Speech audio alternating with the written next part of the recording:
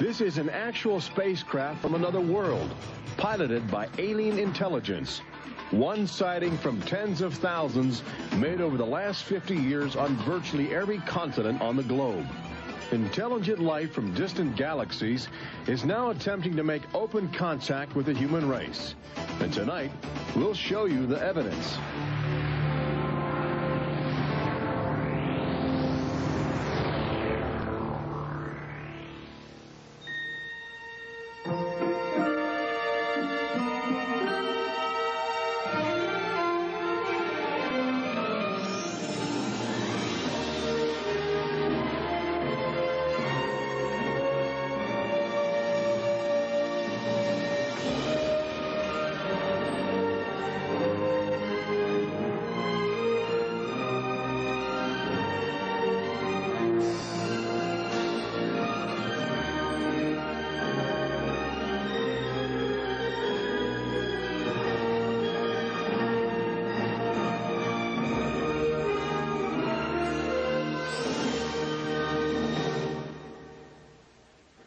Tonight we celebrate the new Tomorrowland at Walt Disney World in Florida with a television special that's out of this world.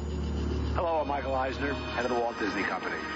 In a top-secret military installation somewhere in the United States, there are those who believe that the government is hiding the remains of an alien spacecraft that mysteriously crashed to Earth. With more and more scientific evidence of alien encounters and UFO sightings, the idea of creatures from another planet might not be as far-fetched as we once thought. In fact, one of you out there could have the next alien encounter. Enjoy tonight's special. I'm going to walk over and see if I can sneak a peek. Maybe not. Alien Encounters from New Tomorrowland is brought to you by Bounty. Outstanding absorbency and durability make Bounty the quilted quicker picker-upper. Scientific verification of extraterrestrial life forms routinely arriving on Earth. Top secret reports from ongoing military investigations. Compelling home videos of alien craft captured within the last few months. World figures who have gone public with their own extraterrestrial experiences. The shocking history of government misinformation programs designed to prevent widespread panic. And personal accounts of those who have been abducted and studied against their will. It's happened to me, it's happened to my sister, and I believe my mother. My son looks me straight in the eyes, and he says, "They took blood out of you, Mama." They don't ask permission, they take you. But it's such an incredible secret, nobody wants to believe it. There is valuable scientific data that would prove once and for all that planet Earth is being visited by a highly evolved intelligence that is not from this world. Wait a minute. I've had enough. Stop it. From beyond the boundaries of our perceptions, intelligent beings are beckoning mankind to join the galactic community. It's an invitation which is both wondrous and terrifying. This is the nature of alien encounters. Mankind has the unique ability to ignore the obvious, especially when the facts reveal a disturbing truth. We once believed the sun revolved around the earth. When Galileo demonstrated the reverse is true in 1634, he was charged with heresy and placed under house arrest for the last 8 years of his life. The charges were later dropped 342 years later. Now, as we approach a new millennium, mankind is in the midst of the most profound event in history, actual contact with intelligent life from other planets. For nearly 50 years, officials have been documenting routine alien encounters here on Earth. And thousands of people have seen or experienced this alien presence. Yet many others still refuse to acknowledge the obvious evidence all around them. What is it like to be confronted by a creature whose intelligence and skill is far beyond the comprehension of mankind? Would it be enlightening? Would it be an exercise in terror? Or perhaps both? Here in the new Tomorrowland at the Walt Disney World Resort near Orlando, Florida, these concepts are brought to life as guests experience their own alien encounter. a sensory thriller from Disney and George Lucas. We'll give you a sneak preview later in the show. But first, we must prepare you for the future with some shocking insights from the recent past. Alien ships seem to arrive in waves. And if the last few years are any indication, planet Earth is experiencing a tsunami of sightings.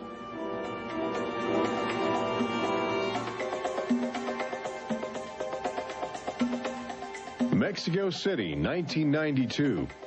If you were arriving from outer space, this would be your first stop. It's the world's largest metropolitan area, easy to spot from a distance. Saucers arriving here have an affinity for military helicopters. This one was caught stalking a squadron during a national holiday celebration. Dozens of people videotaped the craft. Millions more just stared in disbelief as it covered 200 square miles of territory in a matter of minutes. Canada, 1991. In a residential area just outside Ottawa, this alien ship was photographed landing in what appears to be a prearranged site. UFO investigators claim the structure of this craft reveals a technology previously undocumented. This sighting is known as the Guardian case, named after the pseudonym of the photographer who wishes to keep his identity secret to avoid harassment from local authorities uncomfortable with the notion of alien intruders. For the last few months of 1994 and lately in 1995, Gulf Breeze, Florida has been ground zero for alien encounters. Especially during the day, extraterrestrial craft have become common ornaments in the uneasy skies. Over those dunes right there. There she is, right there.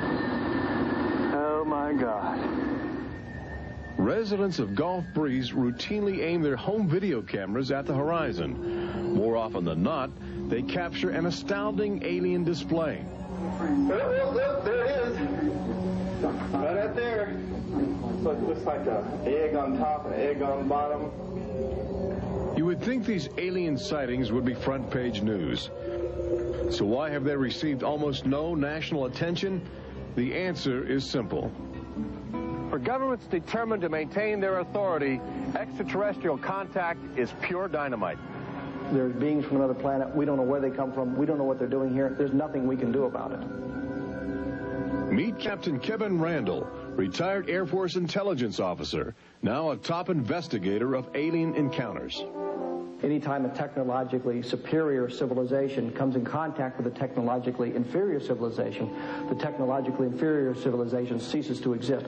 Not necessarily through conquest, not necessarily through invasion, but because the technology changes the underlying social structures of that civilization and it disintegrates. Those fears are reflected in a 1960 federally funded study by the Brookings Institution, which warned that public knowledge of alien life could cause civilization to collapse.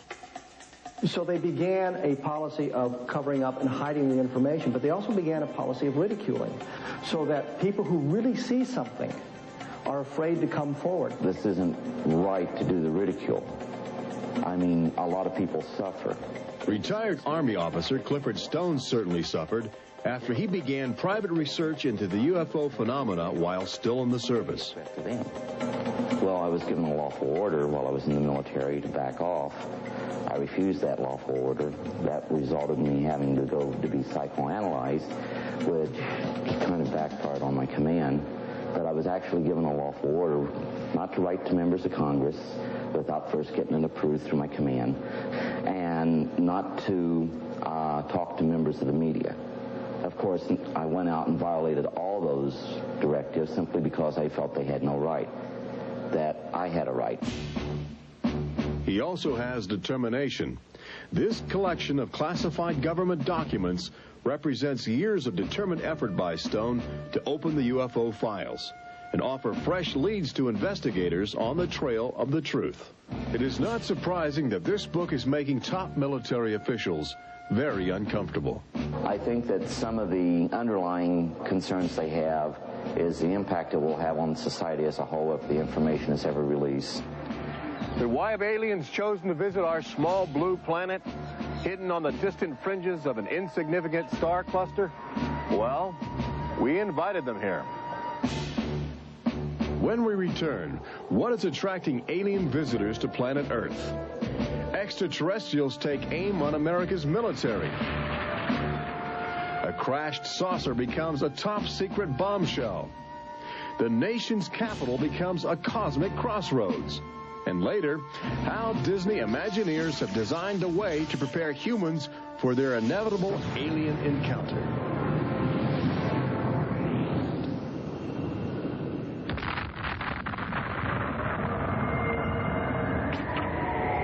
And I looked, and behold, a whirlwind came out of the north, and a fire enfolding itself, and the brightness was about it.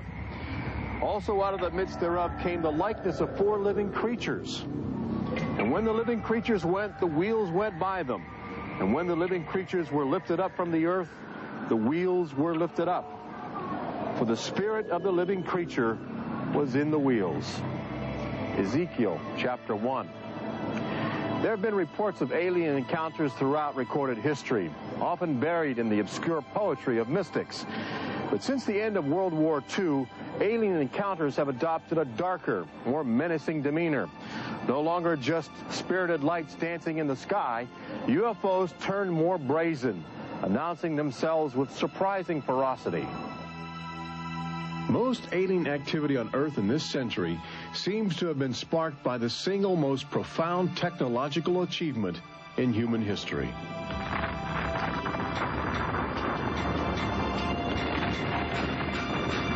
The atomic bomb did more than blow away every conventional notion of combat. It also saddled mankind with the awesome responsibility of life and death for the entire planet. But what the world didn't know in 1945 was that the atomic bomb's brilliant burst of energy would also be mankind's cosmic calling card, announcing to the universe that a technological society had evolved on a small blue planet in the backwaters of the stars. So as the world celebrated the war's end in 1945, aliens who heard man's atomic trumpet were already charting their course towards Earth, responding to our open invitation. As early as 1947, the large alien ships began to arrive, navigated by living creatures. Their advanced physics allowed them to traverse the galaxy and pierce Earth's atmosphere with amazing speed. The U.S. military immediately went on the alert against the unknown menace. Sightings were perceived as threats to the security of an America still reeling from the edgy consciousness of war. And the sightings were taking place all across the country. I glanced up and there were 3 flying saucers in a V with what appeared to be a dome on the top with, I can't be sure, but I believe I saw the sun glinting off of windows or observation portholes of sort. I think it was from outer space, but friendly. Army fighter planes are on patrol for flying saucers. Cameras installed to photograph them. Portland, Oregon, the area from which came the first weird reports. This flying saucer patrol shows how the Air Forces, while not putting too much stock in the mysterious things in the sky, are investigating. The control tower is in touch and on the watch. So are a whole lot of people these days. They're seeing flying saucers everywhere. Blocks of fantastic discs flying through the air. But the military finally had to admit that something was happening that they didn't understand, offering their first and only public statement on the UFO phenomenon. The recent sightings are in no way connected with any secret development by any agency of the United States. They weren't always called flying saucers. Some reports claim they resembled other household objects. The public was fascinated and anxious to make contact. But our official response remained aggressive, sometimes sparking deadly games of high-speed, high-altitude cat and mouse. National Guard Captain Thomas Mantell played that game and quickly became a grisly statistic. His last words, as Mantell soared at an altitude of 20,000 feet, are a chilling commentary on the power of the alien ships. I'm closing in to take a look. It looks metallic and of tremendous size. It's going up now as fast as I am. That's 360 miles per hour. I'm going after it. Moments later, Captain Mantell's mission had ended. Occasionally, the tables were turned. More than one alien craft crashed and was recovered for secret U.S. military research. The most famous case took place in July of 1947, just outside the community of Roswell, New Mexico.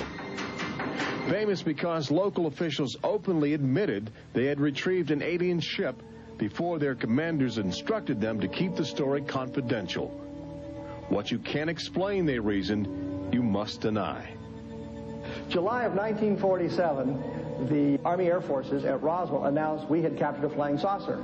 You can say our government announced in July of 1947 they had a flying saucer. 3 hours later, they announced, no, it's merely a weather balloon. The officers at Roswell made a mistake. But our government has come forward and said, yes, we had a flying saucer. Then they took it back. Any one of your viewers can go back to the newspapers on July 8th, July 9th of 1947, and just front page headline after headline that the government had captured a flying saucer.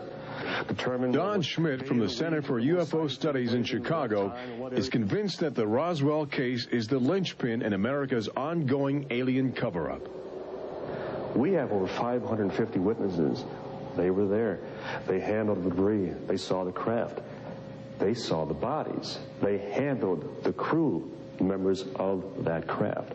And invariably, they all say, this was not from this earth. This is the actual site where the Roswell saucer was discovered, along with the bodies of 3 extraterrestrial missionaries who didn't survive the collision.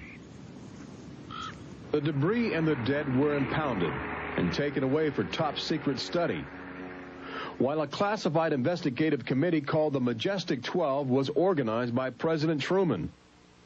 And a government cover-up was initiated with a calculated disinformation campaign. The military, I know for a fact, has established what's called disinformation programs, officially sanctioned deception programs. This is covered by a regulation at Department of Defense level that's secret. This is the case with the unidentified flying objects. I cannot say that the Roswell incident was a cover-up, but I can certainly say that the government back then and today acted like it was a cover-up and has been subject to being accused of a cover-up. The flying saucer debris at Roswell was attributed to a downed weather balloon. There was no explanation for the alien body parts among the wreckage. Before long, other sightings were dismissed as optical illusions caused by electrified swamp gas, with elaborate demonstrations staged for newsreel cameras to back up the claim.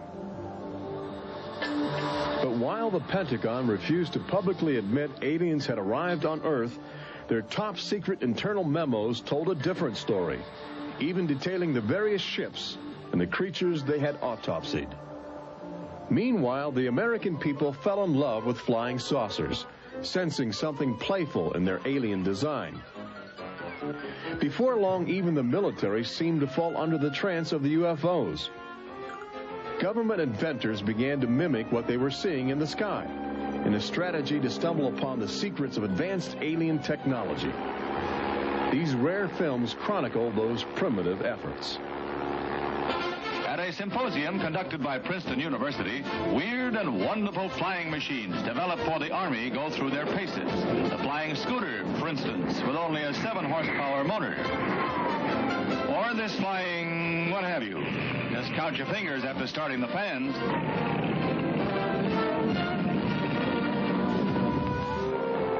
The naive attempts to copy the saucers began to look foolish, especially in July of 1952, when real alien ships were routinely buzzing over Washington, D.C., leading fighter pilots on frustrated chases lasting as long as 6 hours. It was the first time since the War of 1812 that our nation's capital had been successfully invaded by a foreign power. By the early 1960s, UFOs were having a chilling effect on our defense operations. Their tremendous speed often caused them to be misidentified as incoming intercontinental ballistic missiles, putting American air bases on red alert. There needed to be some way for the U.S. and the Soviets to distinguish between nuclear attack and alien visitors. The weapon is installed in the Pentagon, but it's a weapon of peace. This is the teletype that will operate at the U.S. end of an open line to Moscow. This link, it is hoped, will help avoid misunderstandings that could possibly trigger a catastrophe. Now, a president could be in touch with the Russian premier in a matter of seconds. The hotline between Moscow and Washington was set up so they could go ahead and make last-minute pleas that we're not attacking you and you're not attacking us. The purpose for this was to ensure that a nuclear war would not be touched off by a UFO appearing on the scopes and being mistaken for enemy aircraft.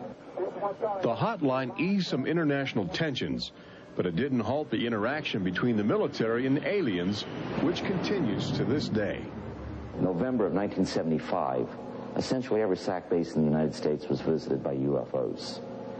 We have reason to believe that the UFOs went ahead and had some effect on changing the codes within the missiles, within the launch control facility, to change where the missiles would hit. 1976, September, Iran, 2 F-4s tried to intercept a UFO and shoot upon the UFO. The weapon systems of the planes go dead. The communication systems go dead. These are just 2 examples of cases which sound like they came out of science fiction, but in reality, they're from government documentation. Documents released by the State Department. The main engines up and burning. September 1991. Space Shuttle Mission 48. Commander Clayton and his crew point their cameras at the planet's horizon for a live broadcast to Earth. Many viewers noticed an alien ship playfully cavorting around the shuttle at tremendous speeds. NASA still refuses to acknowledge the incident. But since that time, the space agency no longer allows public access to live unscrambled television signals from shuttle missions.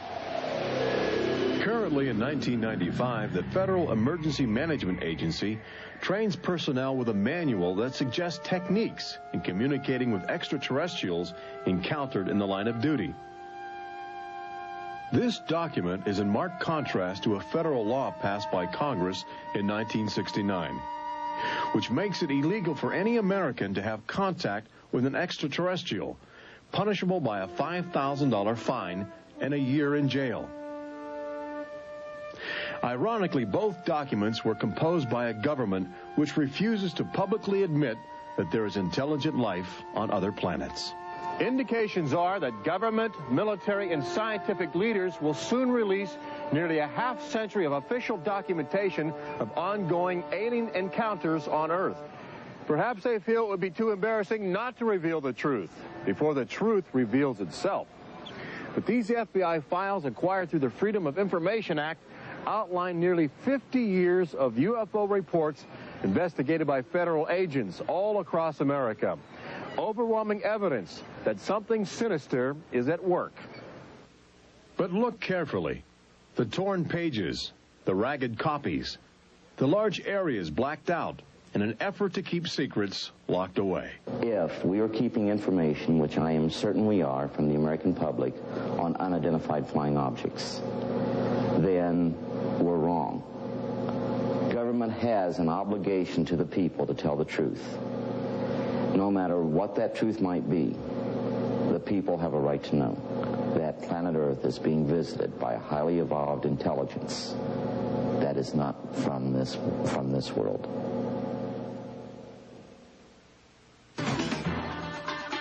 When we return, meet the people who have already experienced disturbing contact with creatures from another world.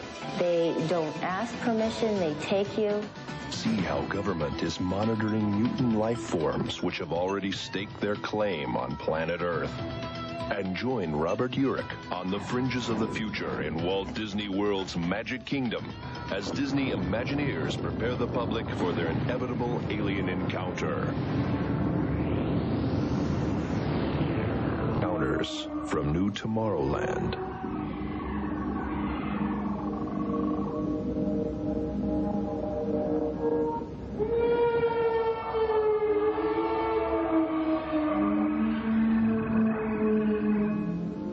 The fact is, everyone encounters alien life forms each day. We've just become accustomed to ignoring the evidence. We expect the first visitors from outer space to arrive in flying saucers. But there are new scientific suggestions that the microbiotic organisms, which routinely invade human bodies in the form of viral disease, may have extraterrestrial connections.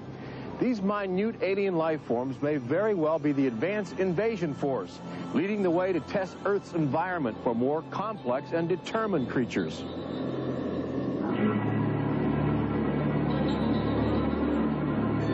The idea is not new. Arrhenius, a Swedish chemist who died in 1927, first proposed the theory of transfermia, the notion that life is universally dispersed, possibly carried by cosmic winds across the vast expanse of the galaxy in the form of viral spores. Uncovering this mutating alien life is an ongoing government project carried out by scientific teams at NASA. They begin by collecting meteors which have landed on the barren landscape of Antarctica. Here, low temperatures preserve the alien life clinging to 4 billion-year-old cosmic debris. In a specially sealed clean room at the Johnson Space Center, these crude interstellar spaceships are carefully dissected to extract the biotic matter inside. Amino acids, a kaleidoscope of organic compounds, and the chemical catalysts of life are analyzed with sophisticated gas chromographs and mass spectrometers. Life is plentiful in the universe and eerily tenacious. Lately, scientists have found extraordinary numbers of unknown organisms which have gained a biological foothold where we once thought survival would be impossible. They grow in deadly ammonia gas. They are resistant to ultraviolet radiation. They thrive inside the radioactive cooling systems of nuclear power plants. And they can even survive the vacuum of space, reanimating themselves when air and water become available. Riding inside the stone cocoon of a meteor, life can travel virtually anywhere, and a good deal of it lands on planet Earth. But just as we explore the genetic package of alien life, visitors from space are routinely examining human specimens, abducting men, women, and children in order to conduct disturbing biological experiments. Very, very few people who've had the experience are willing to talk about it publicly. There is such a kind of ridicule factor. Bud Hopkins, researcher and author of the best-selling book Intruders, is America's leading investigator into the alien abduction phenomenon and largely responsible for bringing the astonishing situation to the nation's attention. The most important thing about this, I think, in studying it is to realize that there are very distinct patterns. This is not just a box full of crazy experiences which are mutually contradictory. The patterns start this way. People are abducted first in childhood. When I go back into my memory, I don't know a day without them. And they are then re-abducted over many, many, many years. When I saw this light on the freeway, my first reaction was, oh my God, not again. I grabbed the side of my bed like, no, you're not gonna get away with this. You're not gonna get away with it this time. Then I feel lifted off of the bed, and the next thing that I remember is being on a table or a bench and these beings surrounding me. Samples are taken from the skin. There are very distinct scars that result from these biopsies, whatever we want to call them. I have a scar on my hand. It seems to be a triangle shape that's a half an inch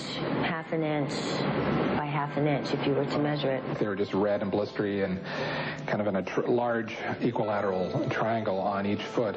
The basic, most common mark is what we call a scoop mark. It's a circular depression, as if the aliens have used a little tool and removed a layer of cells.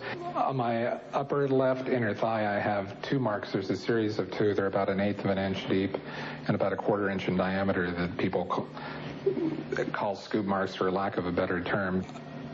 Often an object is inserted in the nostril or behind the eyeball or in the ear, which we believe to be implants. On my shin, between my ankle and my knee, were 2 puncture marks. In fact, I hesitate to call them that because they were larger and deeper. They were like 2 holes drilled vertically along my shin into my leg.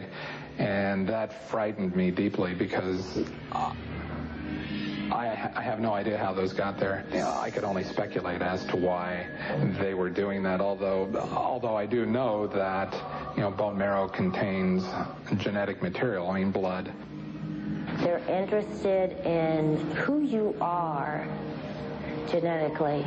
They seem to be desperate for our genetic material, our DNA, our particular genetic makeup, as if they have reached some point of, let's say, some point of no return in their evolutionary development, and they need to revivify themselves through something they can get from us, a more primitive and perhaps more robust species. People generally describe one particular type of figure as the basic alien type, which is a small figure, 3.5 to 4.5 feet tall, huge head, huge black eyes, hairless, grayish-white skin, just a tiny slit for a mouth that doesn't move, and so forth. I'd say that accounts for about 85% of the descriptions. There's some that are very, they talk about the reptilian being like sexually aggressive, and then there's some that look like praying mantis that are very mean and very violent. It is a violation of your body. It's a violation of your space. They don't ask permission. They take you. On this earth, when you are raped, when you are mugged, even if you don't see that person that is doing you bodily harm, you have somewhere to go. You can go to the police and at least give a report whether they do something or not. You have somewhere to go. But in this case, you have no one to talk to. You have no one to say, this has happened to me. I've been so violated. You don't even know. And you're not ready for this. My love life went to hell. My schooling went to hell. Everything went to hell. And it's terrifying. It's not fun. It ruins your life because you have nowhere to go. Twinkle, twinkle, little star, how I wonder what you are. Up above the world so high, like a diamond in the sky. Makes me want to cry.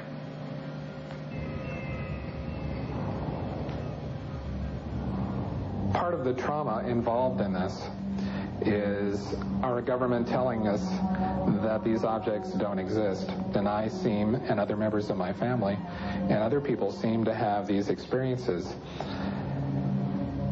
It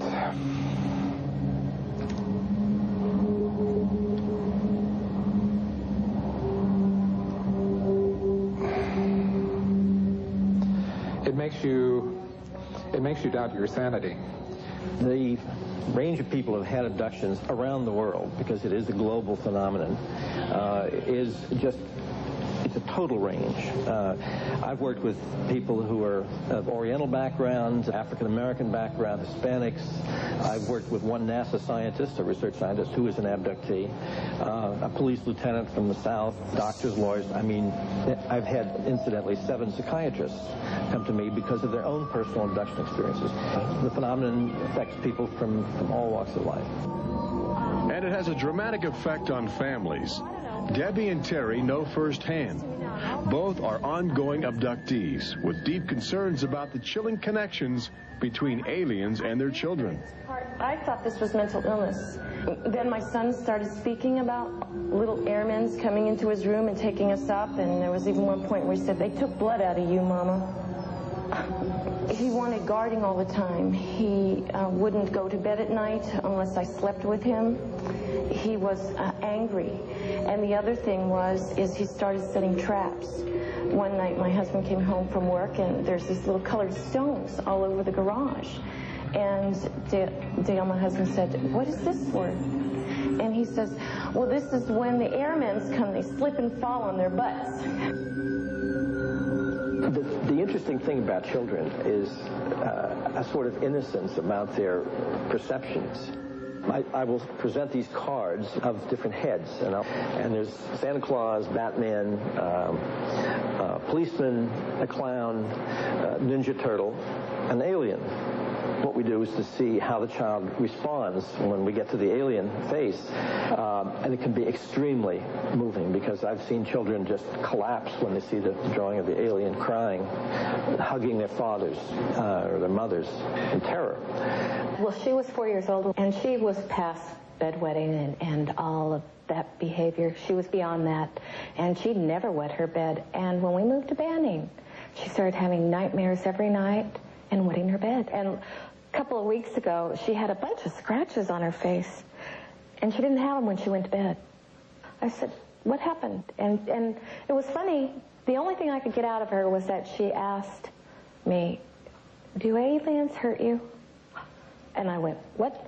And a woman told me, for instance, that her little girl, when she was first able to talk, would tell her about these nightmares of what she called the bugs coming in the room. And they were big bugs with big eyes. And again, there were some physical marks, all the surrounding evidence suggesting abductions. At one point, the mother, a few years later, was getting out of the car with her daughter at a shopping mall, and the Goodyear blimp was coming over. And the little child said, "Mommy, look, don't you remember when you and I were up in that thing with the bugs?" The last time I had a session, in that session I actually saw Lexi being escorted by two small grays. And it was very upsetting to me. I could not handle the fact that my daughter was being subjected to something that I had no control over. And when I think you have no control over something, that you're so helpless, it's like your child's drowning or something, and you can't save them. I feel like I'm going to go crazy because there isn't anything I could do for my son. I know. One of the most interesting things, too, from a child's point of view, has to do with the fact that communication is telepathic. One little boy drew on some drawings he'd made for me of the aliens. He put on the side of the head, each alien head, a gigantic ear, just one. And his mother said, "What's that?" And he said, "Well, Mommy, I know they don't have ears, but I put that there because, you know, they can hear everything you're thinking." When we return, Robert Urich takes you to the new Tomorrowland in Walt Disney World's Magic Kingdom, where Disney Imagineers are creating extra terrestrial excitement, preparing the public for cosmic contact with a virtual alien encounter.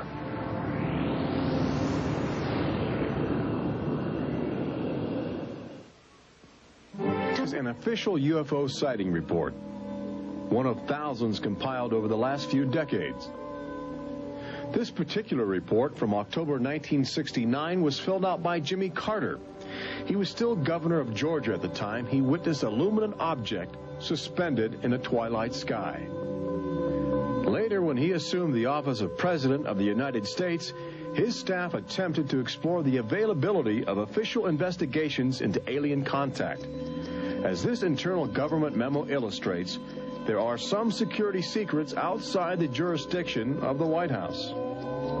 We investigated lights in the sky for over 20 years. We didn't get anywhere. We have over 100,000 cases from over 160 countries in our files at the Center for UFO Studies in Chicago.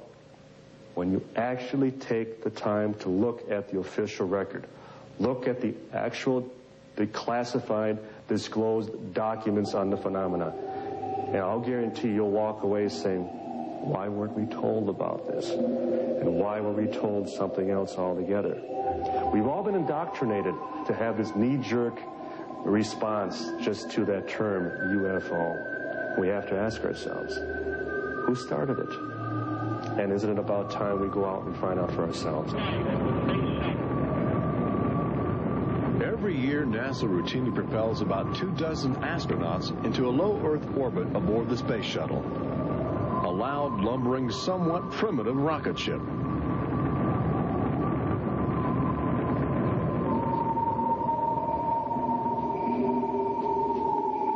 But most Americans will likely explore outer space aboard crafts of alien origin.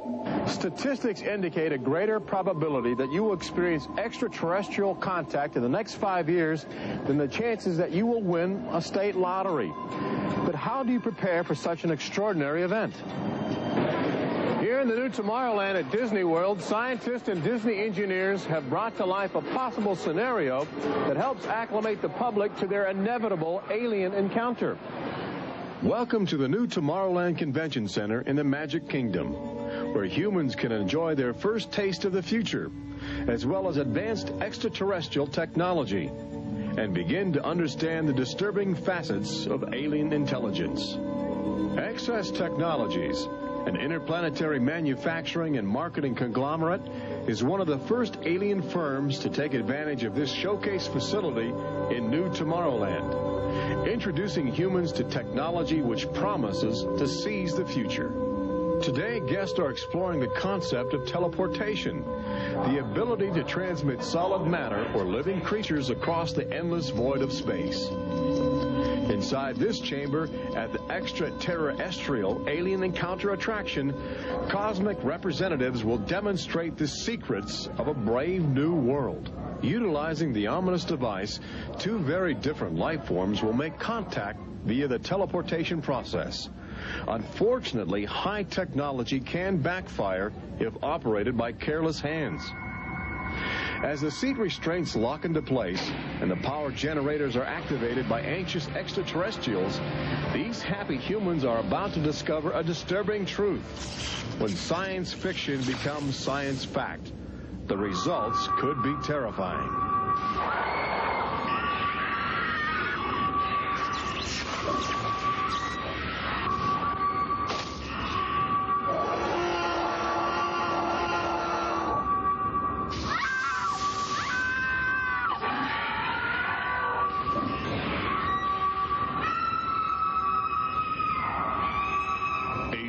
Encounter opens at Walt Disney World summer 1995.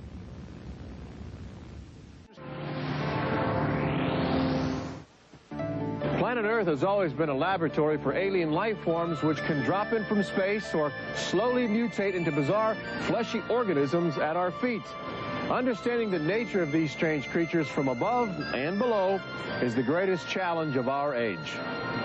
We now know that our future, indeed the future of Earth itself, rests in the balance of the solid and the ethereal, of common sense and the irrational, in our relationship with alien life as grotesque as a fungus or as glorious as the heavens.